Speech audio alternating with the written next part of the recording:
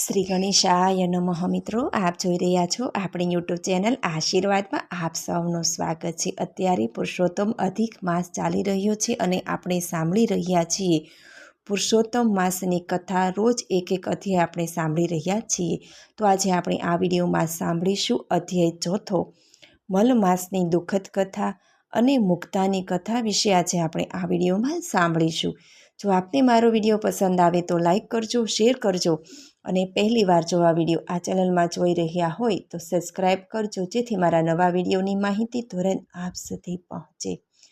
ઓમ શ્રી કૃષ્ણાય વાસુદેવાય હરયે પરમાત્મને પ્રણત ક્લેશ નાશાય ગોવિંદાય નમો નમઃ. બોલો શ્રી પૂર્ણ પુરુષોત્તમ ભગવાનની જય. અધ્યાય ચોથામાં મલ માસની દુઃખદ કથા. સુતપુરાણી સનકાદિક મુનિઓને ઉદ્દેશીને બોલ્યા. ભગવાન નારાયણ નારદજીને કહે છે તેમજ શ્રી કૃષ્ણ પાંડવોને સંભળાવે છે. ત્યાર પછી મલમાસનું શું બન્યું તે હું તમારી સમક્ષ કહું છું, તે તમે સાંભળો. દુઃખ, તિરસ્કાર અને અપમાનને લીધે મલમાસનું જીવન ઝેર જેવું બની ગયું હતું. ભગવાન વિષ્ણુના ચરણ કમળનું સ્પર્શ કરી તેણે પોતાના દુઃખો કહેવા માંડ્યા કે હે દયાસાગર, હું કંઈ ન સૂચવાથી અકળાયેલો ને મૂંઝાયેલો હું આપના શરણે આવ્યો છું. લોકોએ મારો તિરસ્કાર કરી અડધૂત કર્યો છે. હું અનાથ છું. આપ મારું રક્ષણ કરો. મલમાસ નામ આપીને મારા ભાઈઓએ મારું ઘોર અપમાન કર્યું છે. મારું જીવન અસહ્ય બનાવી દીધું છે. મારો કોઈ અધિષ્ઠાતા નથી. આ 30 દિવસ દરમિયાન સૂર્યનું સંક્રમણ અટકી જાય છે, તેથી મને હળધૂત કરવામાં આવે છે. પ્રભુ, આપે દેવકીને કંસના ભયમાંથી મુક્ત કરી હતી. યમુનાના વિસ્મય જળથી મૃત્યુ પામેલ ગોપકન્યાને આપે સજીવન કર્યા હતા. દુષ્ટ દુશાસનના હાથમાંથી દ્રૌપદીને બચાવી હતી. તો શું આપ મારું રક્ષણ નહીં કરો? કુબ્જાને મારનાર, તારનાર અને ગજેન્દ્ર હાથીને મોક્ષ અપાવનાર એવો આપ મારો ઉદ્ધાર કરો. આટલું કહી મલમાસ પોકે પોકે રડવા લાગ્યો. ભગવાન વિષ્ણુ તેની પ્રત્યે દયા લાવી બોલ્યા, વત્સ, દુઃખના સમયમાં ધીરજ ધારણ કરવી જોઈએ. રડવાથી કંઈ વળતું નથી. મારે શરણે આવેલ કોઈ પણ દુઃખી સંકટ મુક્ત થયા વિના પાછો ફરતો નથી. મારા ધામમાં અને મારા શરણમાં દુઃખ કે શોકનું તેમજ મૃત્યુનું નામ નિશાન જોવા નહીં મળે. હું તને દુઃખમાંથી મુક્ત કરીશ. તારે જે કહેવું હોય તે ધૈર્ય અને શાંતિથી કહે. ભગવાન વિષ્ણુના આવા વચન સાંભળી મલમાસને આનંદ થયો. તે 2 હાથ જોડી બોલ્યો, હે પરમ કૃપાળુ, મારું દુઃખ મેં આપની સમક્ષ જાહેર કરી દીધું છે. મારો તિરસ્કાર ન થાય. મારા જેવા અન્ય માસો, પક્ષો અને તિથિઓની જેમ અધિષ્ઠાતા દેવ છે, તેમ મારો પણ અધિષ્ઠાતા સ્થાપિત કરો. આ માસમાં શુભ કાર્યો થઈ શકે એવી આપ કૃપા કરો. લોકો મને મલમાસ ન કહે, માટે તમે મારું યોગ્ય નામકરણ કરી આપો. આપ તો દીન દયાળુ છો. મારા ઉપરના આ કષ્ટો મને મરણતુલ્ય લાગે છે. મને તેમાંથી ઉગારો. આમ કહીને મલમાસ મૂર્છા પામી ભગવાન વિષ્ણુના શરણમાં ઢળી પડ્યો. શ્રી બૃહદ નારદીય પુરાણના પુરુષોત્તમ મહાત્મનો મલમાસની દુઃખદ કથા નામનો ચોથો અધ્યાય સમાપ્ત. હવે આપણે સાંભળીએ પુરુષોત્તમ માસની પાવન કથા વાંચીએ. મુક્તાની કથા. અવંતીમાં વિષ્ણુદેવ નામનો બ્રાહ્મણ રહેતો હતો. તેને દેવલ અને માધવ નામના 2 દીકરા હતા. ઉંમરલાયક થતાં બંને દીકરાઓને પરણાવ્યા. દેવલની પત્નીનું નામ રૂપવતી હતું. તેના નામ પ્રમાણે તે સ્વરૂપવાન હતી, પણ તે ઈર્ષાળુ અને કપટી હતી. માધવની પત્નીનું નામ મુગ્ધા હતું. તે સૌને મુગ્ધ કરે તેવા ગુણવાળી, સુશીલ, સ્નેહાળ, દયાવંત, સરળ સ્વભાવની, ભલી ભોળી હતી. સમય જતાં વિષ્ણુદેવ માંદો પડ્યો અને મરણ પામ્યો. હવે ઘરની જવાબદારી દેવલ અને માધવના માથે આવી પડી. થોડા સમય સુધી તો જેમ તેમ ચલાવ્યું, પરંતુ બાપની મૂડી ખલાસ થતાં તેઓ મૂંઝાયા. જીવન નિર્વાહ માટે બંને મહેનત કરવામાં કચાશ રાખી નહીં, પરંતુ ભાગ્ય પાસરું નહીં, તેથી તેને કંઈ લાભ મળ્યો નથી.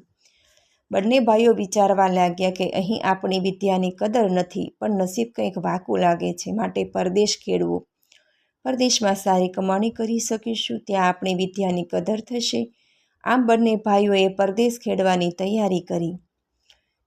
જતાં પહેલાં માધવને થયું, મારી ગેરહાજરીથી મારી પત્ની મુગ્ધા અકળાશે અને મૂંઝાશે, માટે મોટી ભાભીને ભલામણ કરતો જાઉં. આમ વિચારી તે જતી વખતે ભાભી રૂપવતીને કહ્યું, ભાભી, તમે ઘરમાં વડીલ છો, સમજદાર છો. મારી ગેરહાજરીમાં તમે મુગ્ધાનું ધ્યાન રાખજો. એને ઓછું આવવા દેશો નહીં. વળી કોઈ વેળા એનાથી ભૂલ થઈ જાય તો તમે મોટું મન રાખી તેને દોરવણી આપજો. બંને હળી મળીને રહેજો. બંને ભાઈઓ પરદેશ કમાવા માટે ગયા. પછી રૂપવતીએ પોતાનું અસલ સ્વરૂપ પ્રગટ કર્યું. તે મુગ્ધાને કારણ વગર પજવવા લાગી. તે જેમ તેમ બોલવા લાગી.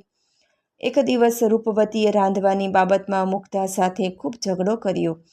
તેણે ધક્કા માર્યા, ઠોસા માર્યા, તમાશા માર્યા અને હડસેલો મૂકી ઘરમાંથી મુગ્ધાને બહાર કાઢી. તે તો રોતી કળકતી પહેરે લુગડે ઘરની બહાર નીકળી ગઈ અને થોડે દૂર એક ઓરડી ખાલી હતી, તેમાં જઈને રહી. ત્યાં આજુબાજુ રહેતા લોકોને મુગ્ધાની હાલત ઉપર દયા આવી. તેઓ નિરાધાર મુગ્ધાને વાસણ કુસણ દાણા દૂણી આપ્યા. તેથી મુગ્ધાને રાહત થઈ. તે લોકોના ત્યાં કામકાજ કરીને ગુજરાન ચલાવવા લાગી. મુગ્ધા ભોળી અને સરળ સ્વભાવની હતી. કોઈનું કામ કરી છૂટે એવી ભોળી હતી. તે કોઈ વેળા રૂપવતીને ત્યાં ખબર પૂછવા જતી. તેના ઘરનું કામકાજ પર કરી આપતી, પણ રૂપવતીને તેનો એક ગુણ ન હતો. દુષ્ટ સ્વભાવની રૂપવતીમાં કોઈ સારો ગુણ દેખાતો જ ન હતો. તે અભિમાનની પુતળી હતી. તે દંભ કરવામાં પાવરતી હતી. એવો દંભ કરે કે ભલભલા છેતરાઈ જાય. ધર્મ ધ્યાનમાં જરાય શ્રદ્ધા નહીં, પણ બની ઠનીને સાંજ પડે દેવદર્શને જાય, કથા વાર્તા સાંભળવા જાય, અમસ્તુ અન્ન વસ્ત્રનું દાન આપે. આ બધું તે લોકોને દેખાડવા માટે કરતી હતી. આમ કરતાં અધિક પુરુષોત્તમ માસ આવ્યો. અવંતીમાં નરનારીએ વ્રત ચાલુ કર્યા. સવારે વહેલા ઉઠી નદીએ સ્નાન કરવા જાય, કાંઠા ગોરમાની વાર્તા સાંભળે, દાન પુણ્ય કરે અને દેવદર્શને જાય. મુગ્ધા એટલી બધી ભોળી હતી કે પુરુષોત્તમ વ્રતની અને એના મહિમાની તેને જરાય ખબર ન હતી. તેને રૂપવતીને તેને હાથમાં પૂજાનો થાળ લઈને નદીએ નાહવા જતી જોઈ ત્યારે તેને ખ્યાલ આવ્યો કે કોઈ વ્રત કરે છે. તે વ્રત જાણવાની ઈચ્છા થઈ. એટલે રૂપવતી પાસે વ્રત શાનું છે, શું વિધિ છે તે અંગે પૂછ્યું. ત્યારે રૂપવતીએ છળકો કરી તેને કંઈ પણ જવાબ આપ્યા વગર કાઢી મૂકી. આથી મુગ્ધાને ઘણું દુઃખ થયું. તે ઘર તરફ પાછી ફરી રહી હતી. ત્યાં રસ્તામાં રૂપવતીની બહેનપણી શ્યામા મળી. તેના નામ પ્રમાણે તેના ગુણ હતા. મુખ તો ભોળું હતું, પણ તે મનની મેલી હતી. કૂટકપડમાં તે રૂપવતીથી 4 હાથ ચડે એવી હતી. તે મીઠી મીઠી વાતો કરતી, પણ એ વાતોમાં ઝેર ભર્યું હોય. મુગ્ધાને દુઃખી અને નિરાશ જોઈને શ્યામાએ પૂછ્યું, કેમ બહેન, આજે તું આટલી બધી ઉદાસ કેમ છે? તારે માથે કંઈ દુઃખ આવી પડ્યું છે? મારાથી શક્ય હશે તો હું તારા દુઃખનો ભાગીદાર થઈશ, તને મદદ કરીશ. ભોળી મુગ્ધા શ્યામાના શબ્દોથી ભોળવાઈ ગઈ. તેણે શ્યામાને પૂછ્યું, અત્યારે બધા નર નારી વ્રત કરી રહ્યા છે.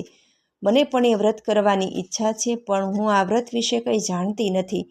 મારી જેઠાણીને મેં પૂછ્યું તો તેણે મને ધુતકારી કાઢી. બહેન, તમે આ વ્રત વિશે જાણતા હોય તો મને કહો. હલકા પ્રકૃતિની શ્યામા હેરાન કરવા તેણે પુરુષોત્તમ વ્રતની અવળી વિધિ જણાવતા કહ્યું, આ અધિક માસનું બીજું નામ મલમાસ છે. આ વ્રત 2 પ્રકારે થાય. એક તો આ બધા કરે છે. સવારે ઉઠી નદીએ સ્નાન કરવું, કાંઠા ગોરમાનું પૂજન કરવું, કથા વાર્તા સાંભળવી, દાન દક્ષિણા કરવી, એકટાણું કરવું, પુરુષોત્તમ ભગવાનની ભક્તિ કરવી. આ એક પ્રકાર થયો. જ્યારે બીજો એક ગુપ્ત પ્રકાર છે. ઘણા લોકો આ પ્રકાર વિશે જાણે છે. હું આ ગુપ્ત પ્રકારની વિધિ કહું છું. આ વિધિ બીજી વિધિ તત્કાળ ફળ આપનારી છે. તેનાથી તારું દુઃખ જલ્દી દૂર થશે. બહેન, તમે મને જે ગુપ્ત વિધિવાળું વ્રત કહો છો તે જણાવો. મારે તે જ વ્રત કરવું છે.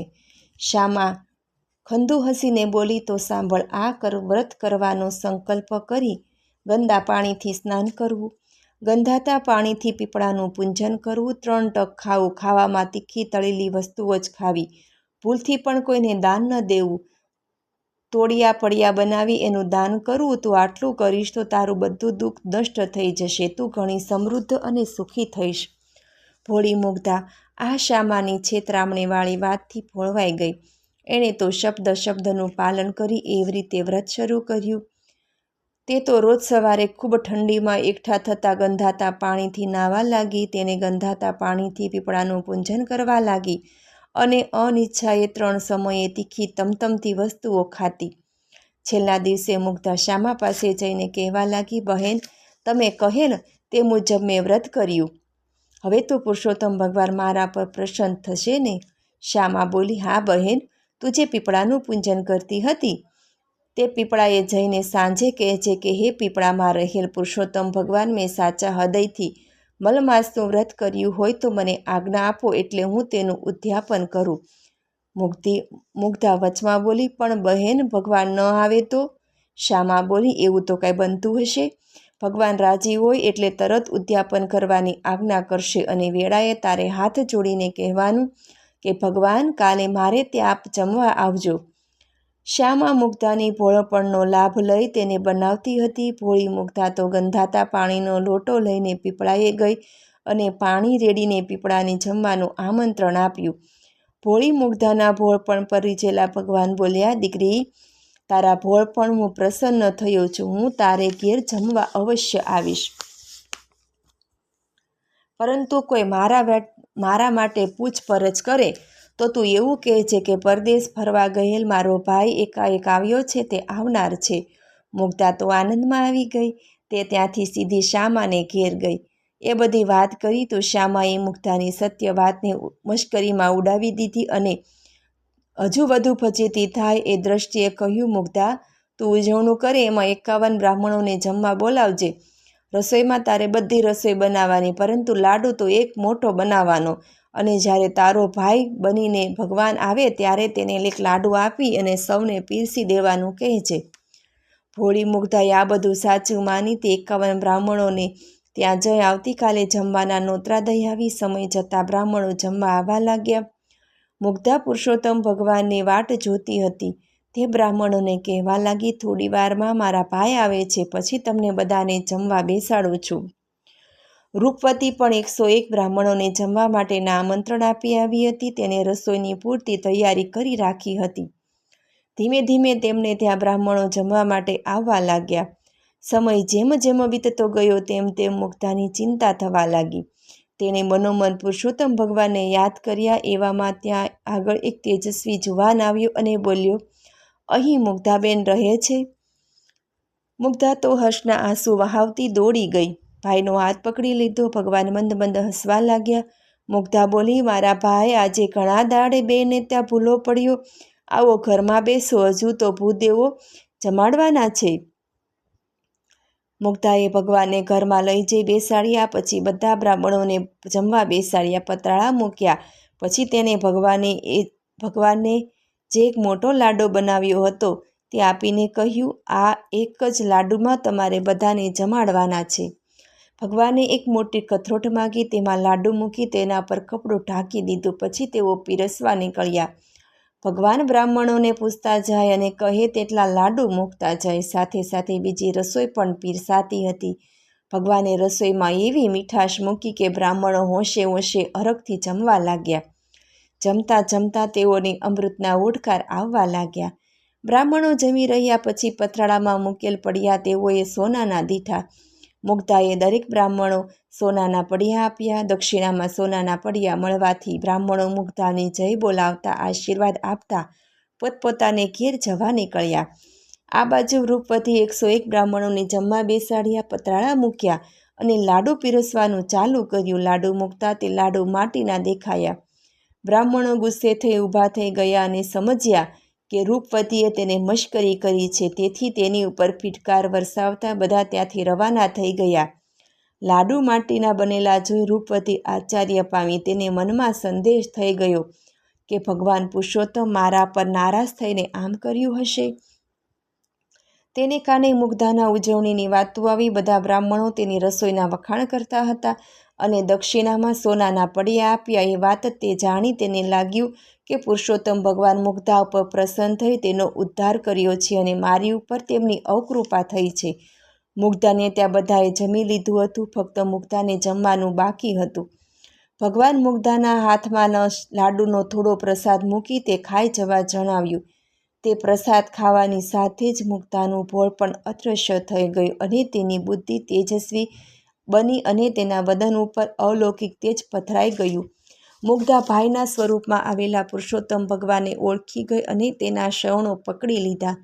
તે બોલી, નાથ, મારા ઉપર આપે અનહદ કૃપા કરી આપ પોતાના ખરા સ્વરૂપમાં પ્રગટ થઈ મને દર્શન આપો અને મારું કલ્યાણ કરો.